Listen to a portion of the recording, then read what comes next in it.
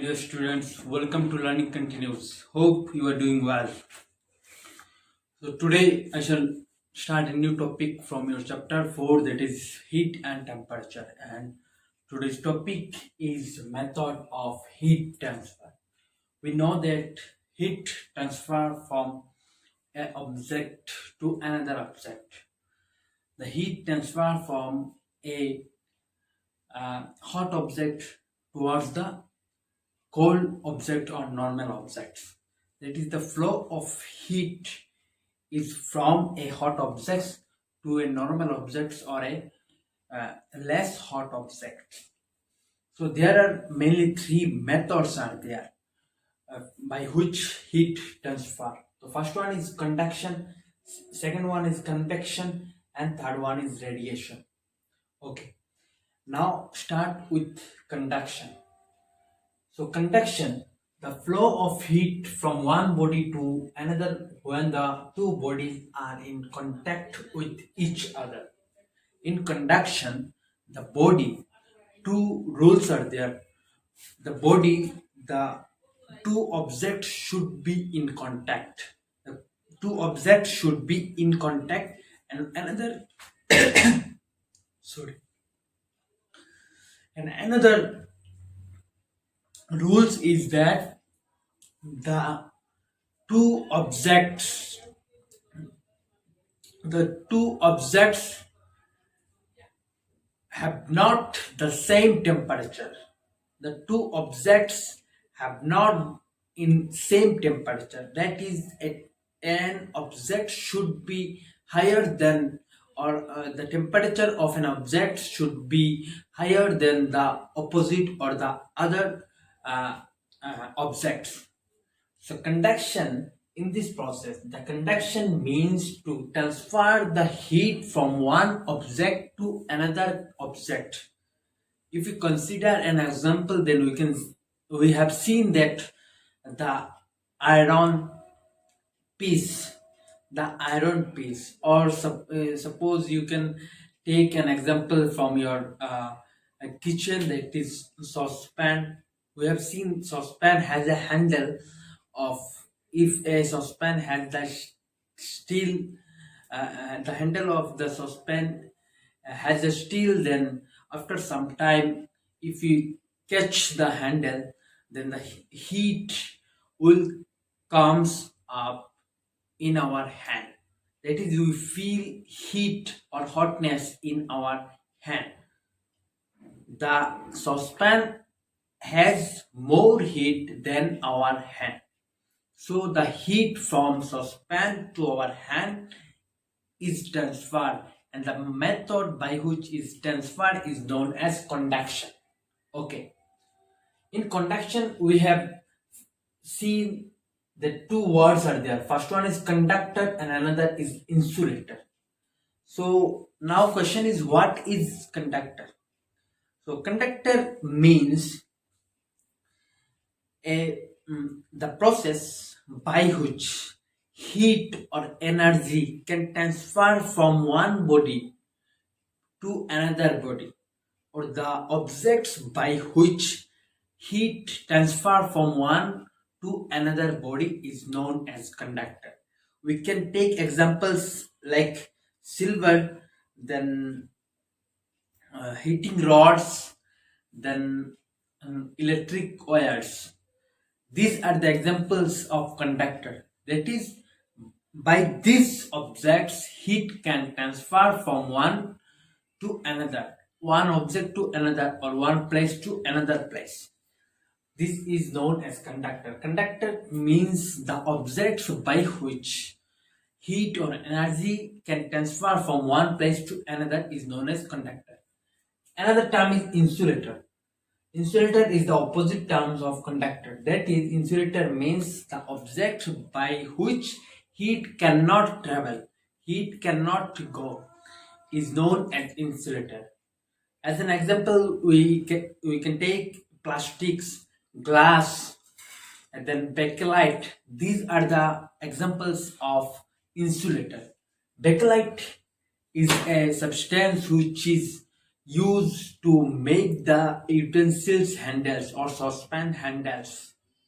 So for that bakelite, we can't feel the hotness or the heat from the saucepan can't come in our hands.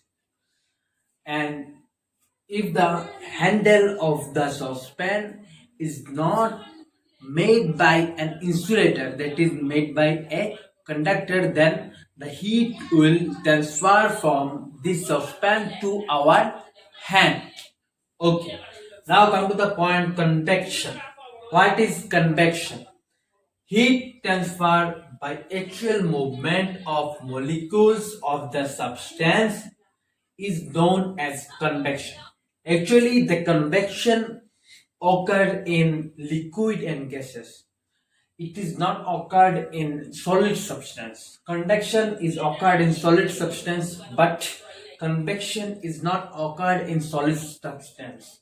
It occurs in liquid and gases because the molecules present in liquid and gases are more packed than the solid, more dense, or do not tight like the solid substance. So convection is another method of heat transfer. In this method, the water or liquid or gas, the transfer of heat will occur in this method, that is in convection. Now, one thing is there, less density, that is, suppose if a pot is there or if a utensils is there where we will boil or we will cook something. When we heat up the utensils, after some times the water will be going to start bubbling.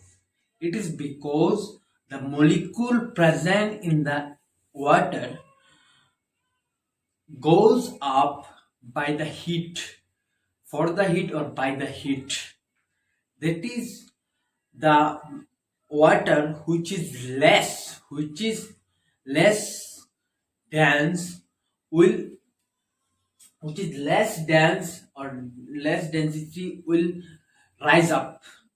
Suppose एक कुछ water एक pot में और हम लोगों ने यहाँ पे आग लगाया, तो नॉर्मल वाटर था पहले। हम देख पाएंगे कि जब वाटर बॉयल होता है तो तुरंत ही बॉयल करना स्टार्ट नहीं होता, वो कुछ समय के बाद स्टार्ट होता है। तो पहले क्या होता है, पॉट के अंदर नीचे जो पानी है, बॉटम पे जो पानी है, वो क्या होता है, हीट होता है।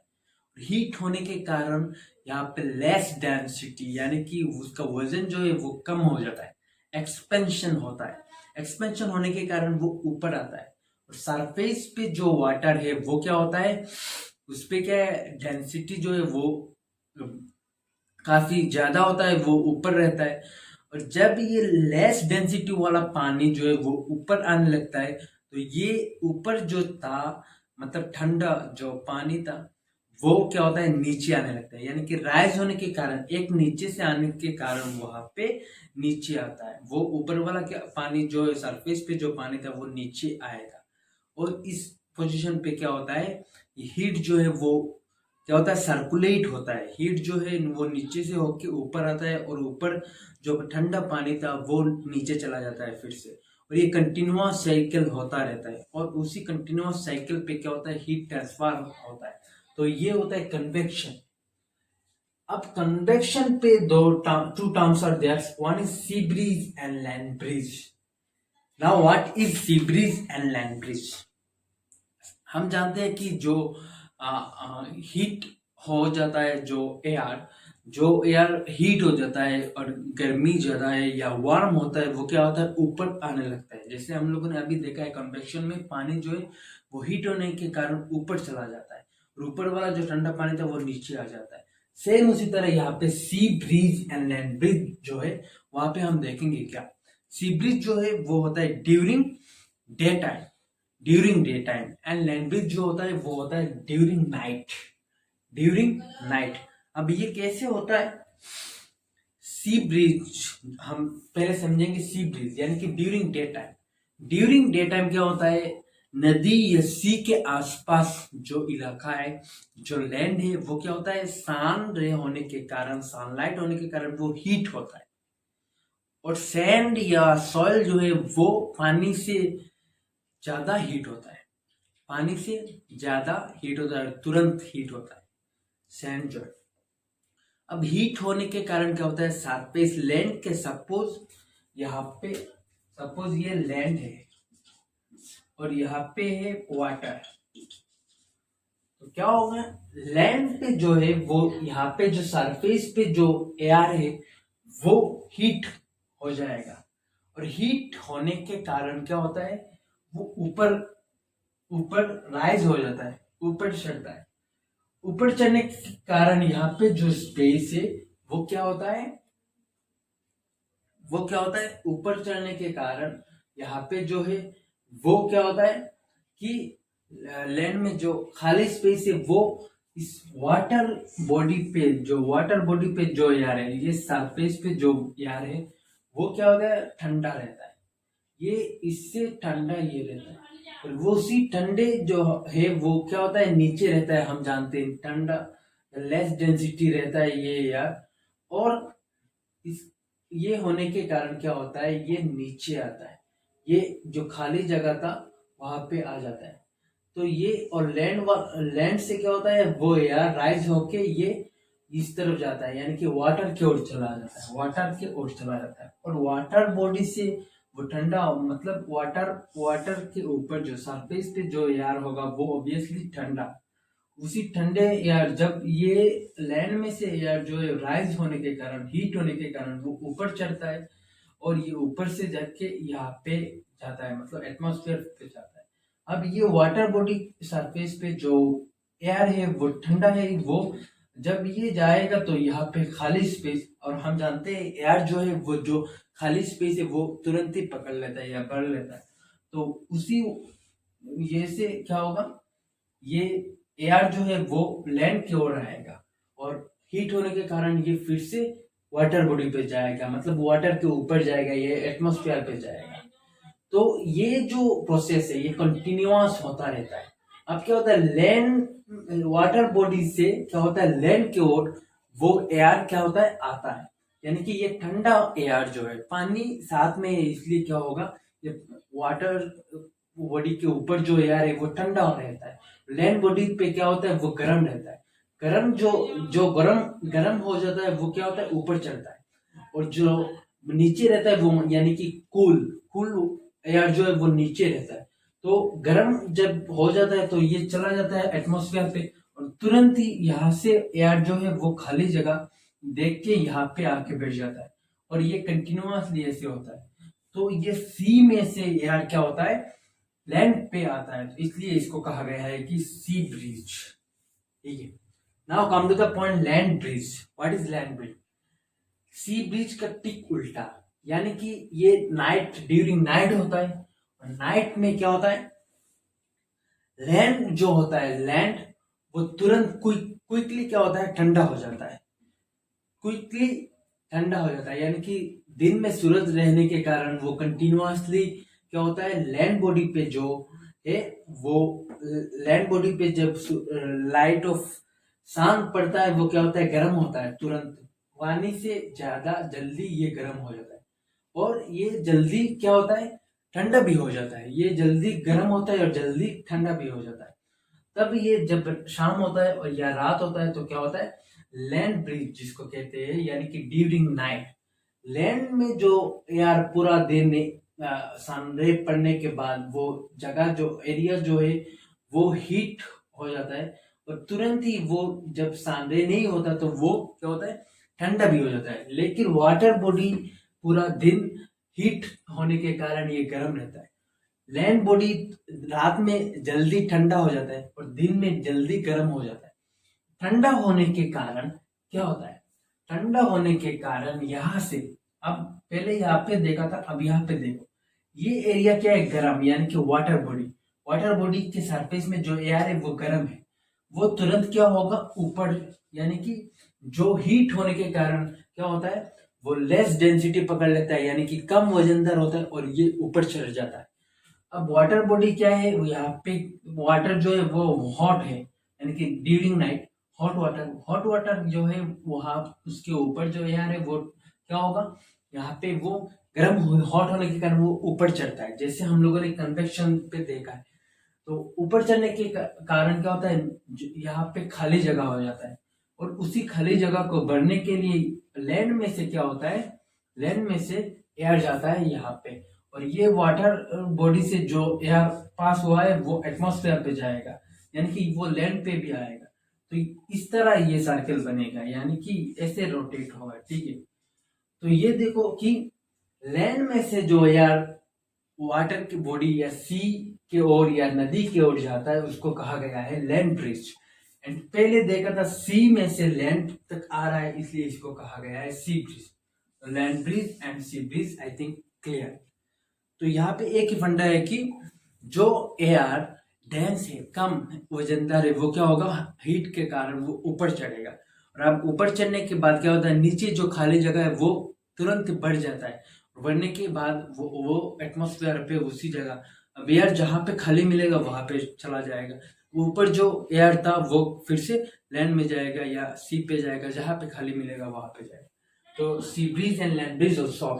Now come to the point, radiation, the process of transfer of heat from hot body to cool body without heating the space between them। यानी कि कंडक्शन पे क्या हुआ था, बॉडी टच हो रहा था। कन्वेक्शन पे लिक्विड एंड गैसेस पे बॉडी टच था। रेडिएशन पे क्या होगा, हीट ट्रांसफर होगा, लेकिन यहाँ पे बॉडी जो है वो टच, यानी कि हॉट ऑब्जेक्ट या कोल्ड ऑब्जेक्ट जो है वो टच नहीं रहता। यहाँ पे एक स्पेस रहता है, बिटवीन स्पेस। ये स्पेस कभी हीट नहीं होता, लेकिन ये एरिया जो है वो हीट हो जाता है। सपोज हम देखते ठंडा या विंटर मौसम में हम क्या करते हैं, आग लगाते हैं किसी एक जगह। आग लगाने के बाद उस वहां पे खड़े होकर ऐसे ऐसे हम सेकते हैं अपने आप को, तो उस आग में से हीट जो है वो हमारे बॉडी पे लगता है। ये होता है कि रेडिएशन। रेडिएशन पे हम डायरेक्ट जाके आग नहीं पकड़ते, वो हीट होता है। हमारा बॉडी जो है वो विदाउट कंटेक्ट, विदाउट मीडियम, वो क्या होता है, हमारे बॉडी पे हीट आ जाता है। जैसे शाम धूप में अगर हम रहेंगे तो ज्यादा समय, तो क्या होता है, हमारे बॉडी पे वो हीट महसूस होता है, हम गर्म या गर्मी महसूस करते हैं। ये होता है रेडिएशन, यानी कि हीट सूरज के साथ हम कनेक्ट नहीं है, उस पे एक बिटवीन एक गैप है, फिर भी हमारे बॉडी पे हीट आ रहा है। ये होता है रेडिएशन पे, ठीक है। अब रेडिएशन पे एक चीज है, रेडिएंट एनर्जी। अब रेडिएंट एनर्जी क्या है, अच्छा, रेडिएशन पे जो हीट आता है वो एक, मतलब उस वहां पे कुछ कनेक्शन नहीं है, बस एक चीज है, उसको कहा गया है कि इलेक्ट्रोमैग्नेटिक वेव। अब इलेक्ट्रोमैग्नेट, मैग्नेट क्या है, मैग्नेट हम जानते हैं एक दूसरे को खींचता है। तो यहाँ से आया है इलेक्ट्रोमैग्नेट और इलेक्ट्रोमैग्नेटिक वेव, जिस के कारण यहाँ पे हमारे विदाउट टच सूरज से हमारे बॉडी पे क्या हो रहा है, हीट आ रहा है। और जिस प्रोसेस में या जिस चीजों में ये इलेक्ट्रोमैग्नेटिक वेव यूज होता है, यानी कि दो ऑब्जेक्ट्स के बीच में कुछ कनेक्शन नहीं है, विदाउट मीडियम, कुछ चीजें नहीं है, फिर भी हीट ट्रांसफर हो रहा है, और इस प्रोसेस को कहा गया है कि रेडिएंट एनर्जी। जी, जहां पे क्या होगा, इलेक्ट्रोमैग्नेटिक वेव के कारण हीट जो है या एनर्जी जो है वो ट्रांसफर होगा, इसको कहा गया है रेडिएंट एनर्जी। ओके, नाउ अब कन्वेक्शन का कुछ एप्लीकेशन ऑफ कन्वेक्शन, यानी कि कन्वेक्शन कहाँ कहाँ यूज होता है, ये कन्वेक्शन का एप्लीकेशन। अगर हम देखेंगे कि एसी हमारे घर के सीलिंग के आसपास, यानी कि सीलिंग जो है, छत जो है, उसके थोड़ा नीचे हम लगाते हैं। क्यों लगाते हैं, क्योंकि ये हमारे घर के रूम में जो एयर है वो क्या है, नॉर्मल है। सपोज ये नॉर्मल है, अब क्या होगा, देखो नॉर्मल एयर जो है वो लोगों के कारण या किसी भी एक कारण क्या होगा, एक समय हीट होता है, और हीट होने के कारण क्या है, ये ऊपर चढ़ता है। इसलिए क्या होगा, एसी में से जो एयर निकलता है वो क्या होगा, नीचे आएगा, यानी कि वो ठंडा होने के कारण वो नीचे आता है। जो हीट होता है हमारे बॉडी के टेम्परेचर से या कुछ चीज़ों से, टेम्परेचर से, जो हमारे बॉडी से एयर, जो हमारे एटमॉस्फेयर नीचे जो है यार वो राइज होने लगता है, यानी कि गर्म होने के कारण यार क्या होता है, ऊपर चढ़ता है। ऊपर चढ़ के वो उसी एसी मशीन पे जाएगा और एसी क्या करेगा, फिर से वहां पे रिटर्न देगा क्या, ठंडा हवा, यानी कि ठंडा जो हवा वो नीचे आएगा और ऊपर क्या जाएगा, जो गर्म है या वार्म है वो जाएगा। अच्छा, सेम उसी तरह जो है एग्जॉस्ट फैन, हम देखते हैं हमारे रूम में या घर के आसपास ऊपर एक एग्जॉस्ट फैन लगा रहता है। वो क्या करता है, वो क्या करता है, घर के अंदर जो गैस है या वार्म एयर जो है वो बाहर निकल के फेंक देता है। वो कैसे करता है, नीचे क्या है, एयर, हॉट एयर है, और हॉट एयर क्या होगा, ऊपर चढ़ेगा। ऊपर चढ़ने के कारण वहां पे फैन है, वो खींच के बाहर फेंक देगा उसको। तो ये होता है कन्वेक्शन का एप्लीकेशन, कहाँ कहाँ कन्वेक्शन होता है या यूज कैसे होता है। अब हम देखेंगे कि रेडिएशन के यूज कहाँ होता है।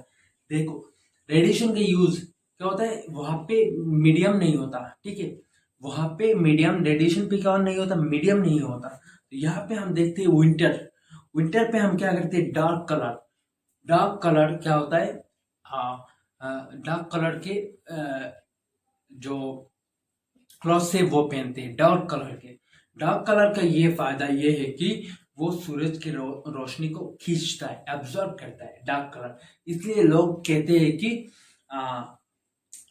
हैं कि गर्मी के मौसम में क्या नहीं पहनना चाहिए, डार्क कलर या ब्लैक कलर के क्लॉथ्स नहीं पहनना चाहिए। ब्लैक कलर क्या करता है या डार्क कलर क्या करता है, सूरज की जो रे है उसको एब्जॉर्ब करता है, अपने ओर खींचता है। तो इसलिए विंटर पे क्या होगा, अगर हम डार्क कलर के क्लॉथ लगाएंगे तो वो सूरज की रोशनी को खींचेगा हमारे और हमारे शरीर में या हमारे बॉडी पे टेम्परेचर या हॉटनेस हमें महसूस होगा। सेम उसी तरह हम अगर देखते हैं कि ट्रैफिक पुलिस जो है वो हमेशा व्हाइट कलर पहनता है। व्हाइट कलर इसलिए पहनता है कि वो एब्जॉर्ब नहीं करता, वो सनलाइट को एब्जॉर्ब नहीं करता, क्योंकि ट्रैफिक तो ज्यादा समय क्या करेगा, धूप में रहेगा। और व्हाइट कलर जो चीजें है, व्हाइट कलर सब्सटेंस जो है वो आसानी से सूरज की किरणें या रोशनी जो है वो या हीट जो है वो एब्जॉर्ब नहीं करते। इसलिए ट्रैफिक पुलिस जो है वो व्हाइट कलर पहनता है। और जो ब्लैक या डार्क कलर के जो क्लॉथ्स है वो हम विंटर पे पहनते हैं, ताकि हमारे बॉडी पे ये सूरज की रोशनी जो है वो एब्जॉर्ब कर सके, वो डार्क कलर हो हमारे बॉडी पे वो गर्म महसूस हो। तो ये होता है रेडिएशन का application. Now our topic is over. One more topic is there which is known as thermos flask. Thermos flask जो होता है, थर्मोस फ्लास्क, वहां पे अंदर क्या होता है, कंडक्शन भी होता है, कन्वेक्शन भी होता है और रेडिएशन भी होता है। थर्मोस फ्लास्क क्या करता है, ये तीनों जो मेथड है ये इसके अंदर यूज होता है। इसलिए क्या होता है, अगर थर्मोस फ्लास्क पे हम ठंडा पानी रखेंगे वो ठंडा ही रहेगा, गर्म पानी रखेंगे वो गर्म ही रहेगा, क्योंकि ये क्या करता है, वो मतलब मीडियम नहीं है, उसके अंदर वैक्यूम नहीं है, इसलिए क्या नहीं करता, वो जो सब्सटेंस जैसा है वो उसके अंदर वैसा ही रहेगा, वो हीट को ट्रांसफर नहीं होने देता, ठीक है। तो ये होता है thermos flask. Okay, your chapter is over now. Now your task is to read the chapter properly and carefully so that you can easily understand the chapter and find out some more questions and answer or for learning materials. Okay, and if you are new in my channel, then press the